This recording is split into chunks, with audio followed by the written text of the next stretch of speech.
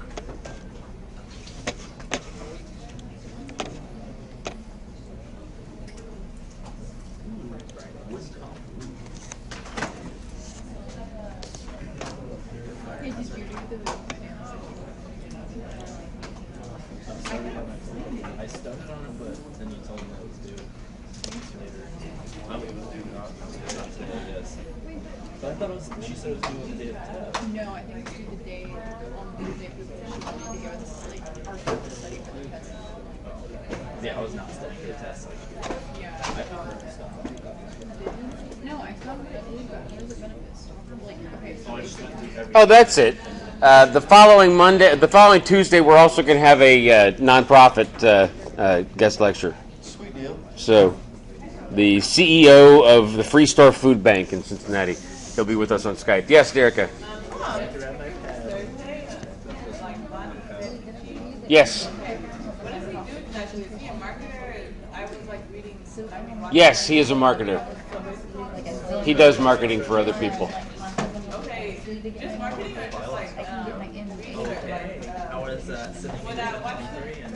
Folks, if you're not Derica, please quiet down.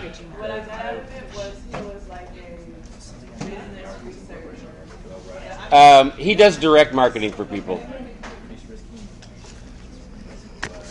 Okay, so that's the preview on the guest lectures. And my final lecture is coming up now.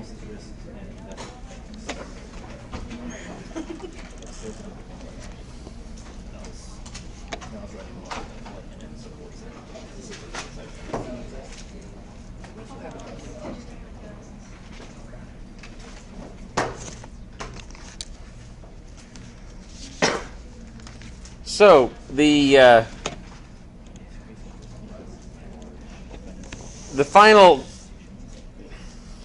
element of the business plan drafts that I've been going through the last several weeks is your executive summary and sales plan. And there's a couple different sections to this. So first of all, you're going to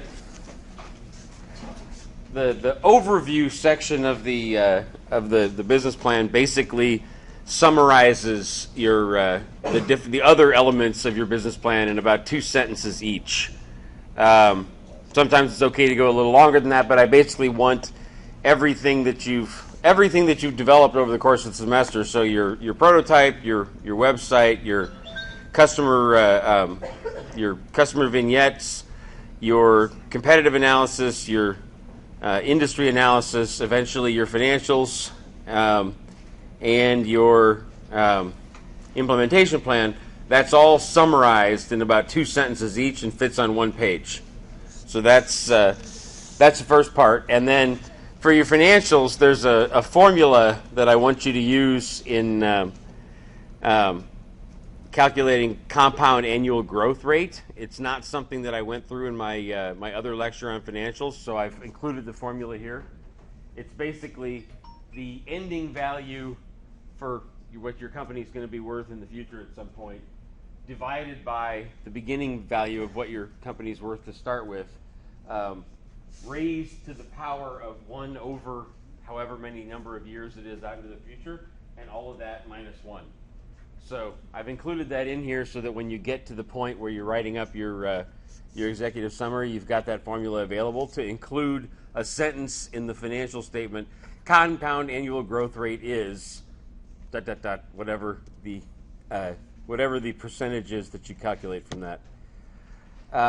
After that, you're going to have a second page which has mission, vision, goals. It also has exit and harvest options, which I'll get to in a second. Your mission, vision, and goals. Anybody who's taking my senior seminar class is familiar with this. Anybody who's taken senior seminar from somebody else is also familiar with this. You're going to have 3 brief statements at the top of the second page. One of them talking about your mission, which is the broadest statement of why you exist as a company. Below that, you're going to have a vision statement, which basically states, without details, where you want to be 5 or 10 years in the future as a company. And then you're going to have some goal statements, which are very specific about, we want to have $10,000 in revenue by the end of December of this year. Those are very specific and concrete statements that you want in the goals section. And then the bottom half of that second sheet is going to have exit and harvest options on it. And exit and harvest options, I'll talk about in a couple different slides here. So this is basically about consolidating your winnings. You've spent the whole semester, by the time we get done, working on a particular business plan, but then at a certain point you got to go back to real life. And what do you do to take what you've gotten out of this class and consolidate it so that you can move forward and you don't lose what you've worked on so hard? You want to pull together all of the basic business plan elements and sort of turn them into concrete capabilities and alpha or beta projects. And that's okay. Whether it's a harvest option or a exit option really depends on what you are going to manage going forward versus what other people are interested in managing themselves. And then finally, you need to get your materials out there and start networking for the sales plan, which we'll get to last. So the back to real life part. You've got other classes, you've got other homework. By the time you graduate, you're going to have your job. In addition to whatever job you're working now, there's friends, family, personal priorities, getting ahead in your career versus working on the business. The key concept here is that 40 hours a week at the maximum, preferably less, is how you earn your salary. Anything else should be spent on other priorities in your life. So one of those priorities could be moving this business forward. It could be friends, could be family, could be personal projects. The point is that you only have a certain amount of time and energy in your life. And if you work more than 40 hours a week in your day job, you're not going to have enough time left over to work on this business going forward. So, concrete capabilities and alpha and beta projects. So the 3 main foci that we talked about at the beginning of the course: product, service development, customer development, and expert advisors. You want to pull those together and follow through with delivering something for the customers that you've talked to and interviewed for your product and service vignettes. Basically, you want to develop capabilities that you have kind of off the shelf that are ready to be managed either by you or by somebody else. And you're going to start by doing one-off projects which have no particular promise of, okay, we're going to do this constantly in the future. No, you're going to try this project once. If it works, then you can start modeling on it in the future. But the idea here is to pick one concrete project that you're going to focus on doing after this course is over, if you're going to go ahead and implement this business. Things you manage versus things you sell. as you move forward with the business plans, you're going to find that some projects, capabilities, you find other people that are interested. Other things you don't find anybody else that's interested, and it seems like crickets are chirping everywhere. Capabilities and projects that don't interest other people are things that you manage yourself, and I call those harvest options. You could also call them hobbies. But just because it's a hobby does not mean that it doesn't make money for you. You know, I have a great friend back in Indiana who started a company that does repair and cleaning for ATM machines. And, you know, he ran that business full time for a while, but it didn't really make enough money to support him. But he went back. He's a computer programmer now for another company, but he also still owns this company, and he makes about $10,000 or $20,000 extra per year running that company on the side. So just because your business is not something that's going to support you full time and it's a hobby does not mean that it doesn't make money. And then capabilities or projects that interest other people are things that you can sell eventually as a business, and those are called exit strategies. And just because you can sell them does not mean that there's actual exchange of cash going on. There may be a partnership, there may be in-kind contributions from another company. There's a lot of different ways that might work, but the key is, are other people interested in your business or not? If they are, there's going to be the opportunity to get other people involved and eventually not have to manage everything yourself. If every time you talk about your business, it seems like you're the only one talking about it, then it's probably going to end up being a hobby, and you're not going to be able to make your full-time living off of it. So that's exit and harvest options, and I want you at the bottom of that second page to talk about what's the harvest option for this company if all of us leave the course and go on our separate ways in life and don't do anything else with the business. What's a way to turn it into a hobby? And then exit-wise, if people are interested, what would be the way that we bring in more people to manage the company? Are we going to sell it? Are we going to bring in new employees? How is that going to work? And then finally, I'm going to give you guys a brief overview of selling. I think I went over some of this stuff in another context earlier in the semester, but at the end of the day, once you have your executive summary all put together and you have your elevator pitch and you have the rest of the business plan available, your final step is to go out and raise capital, and in effect you are selling the business to investors. So my brief overview on the art and science of selling. There's a whole bunch of people on the planet Earth, and there's always a customer out there who wants whatever it is that you're offering. The problem or the challenge is to weather the process of finding people in that mass of 7 billion people on the planet. So the challenge is how do you sort out a needle in a haystack? Because there's always a needle. Whatever your business is, there is always somebody out there that needs it. The question is just how do you find them? You need to recognize and accept that you'll probably have to touch, as I call it, 10 or 20 or 50 prospects for every one lead that you get. So this basically just means that for every one conversation that you guys have with a potential customer or an expert advice contact that I put you in touch with, you may have to have 10, 20, or even 50 of those conversations to actually have a true business partner in the future. Sometimes it works out faster, but it will eventually work out no matter what if you have enough numbers on your side. You should definitely leverage all of the digital resources at our disposal these days. It's amazing how much you can learn about companies and about individuals without ever having to talk to them.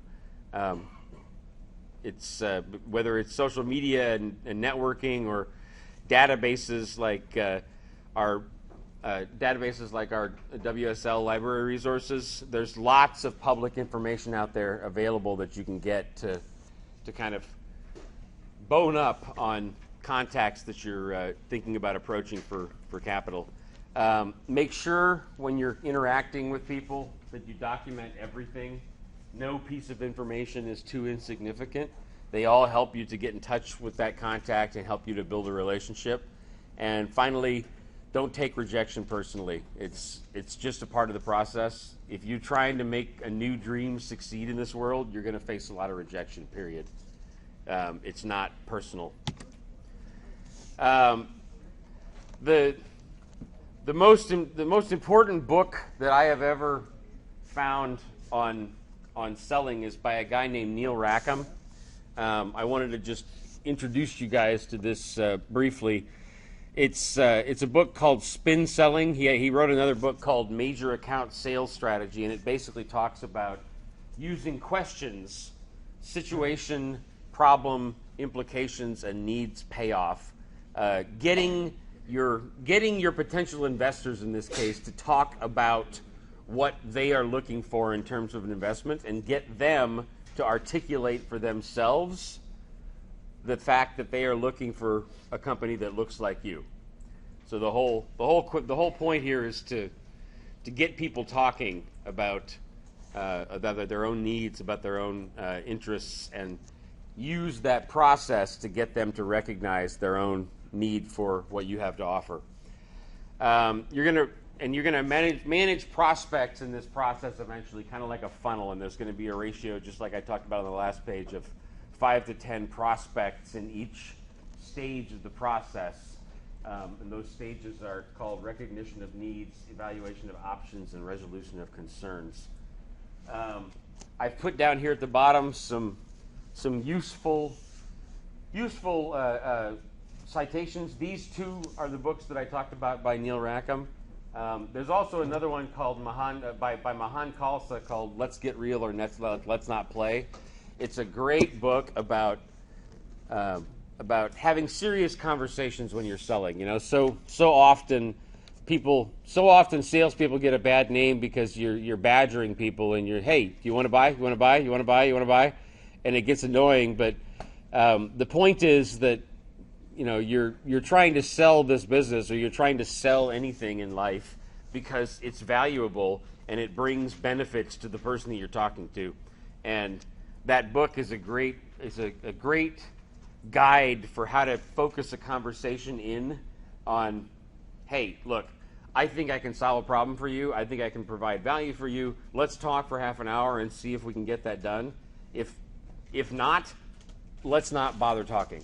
So I'm not here to bother you. I'm here to actually bring you value, and that's kind of the focus of that book. I've put down here some customer relationship management system options that help you to keep track of customer data. You're welcome to use those as necessary going forward. Your capital acquisition plan for the business is going to involve a couple tiers. So credit card debt and lines of credit are usually how most businesses get off the ground initially, is just by using consumer credit. Once you get up and running, there's the opportunity to use bank debt.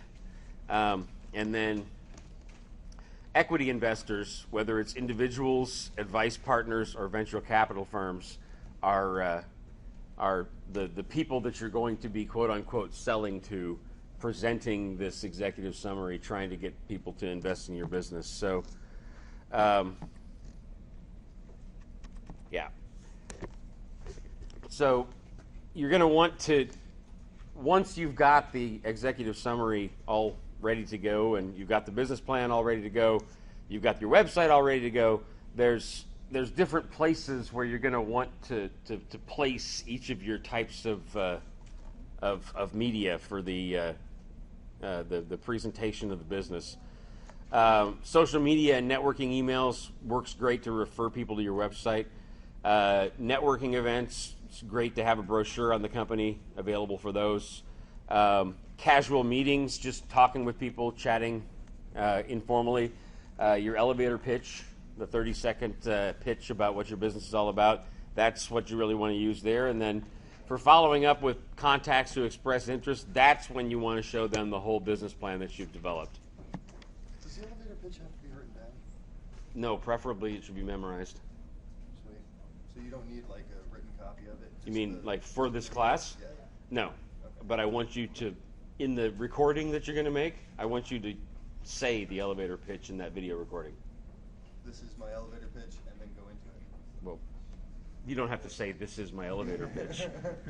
I'll figure it out. Okay. But yes, you don't have to write it down. So I've got a kind of an outline here for you of what I want you to do with the executive summary. You're going to have, like I said, a one-page summary that is summarizing the other draft deliverables that you prepared earlier in the semester. You're going to have one page with your vision and mission statement at the top and your exit and harvest options at the bottom. And then you're going to have one or more pages with the names, summaries, and targeted investment amounts for 10 potential investors that you're going to be targeting. So I've given you some examples of what this would look like. So this is from a couple years ago in my class back in Cincinnati. This is that first page summarizing the business. Second page with the mission goals, exit and harvest options, just bullet points, short sentences. And then finally 2 pages talking about the target investors and that they were going to go after. A little bit, just a sentence or two about who that person is, why they might be a good investor, and the dollar amount that they're seeking from that investor. Yeah. So that's what I want to see in your executive summary. Jen, yes?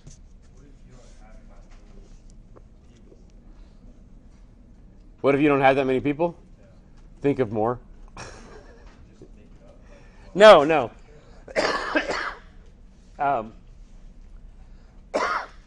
If you don't have any more, you don't have any more. But I would suggest going through LinkedIn, talking to people that you know, finding other people that might be worthwhile investors. But if you don't have 10, then put down 5. If you don't have 5, put down 3. Make sense?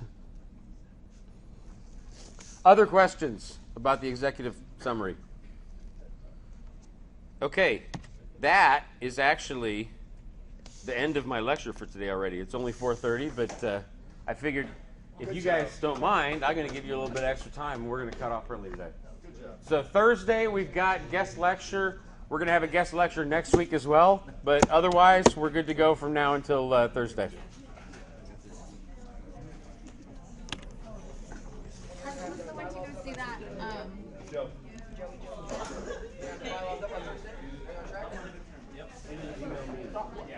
What were you saying? I don't think she has yet, no. Hey, the email said shipping is not included, Letter.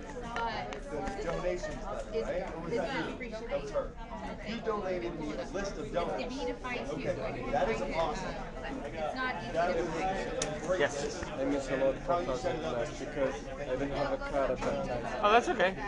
No problem. I figured you had a good excuse. I just was trying to, I see you here sometimes, and I'm like, I didn't have a card at that time. okay, no, that's fine. Thank you for telling me. It's okay, no problem. Thank you.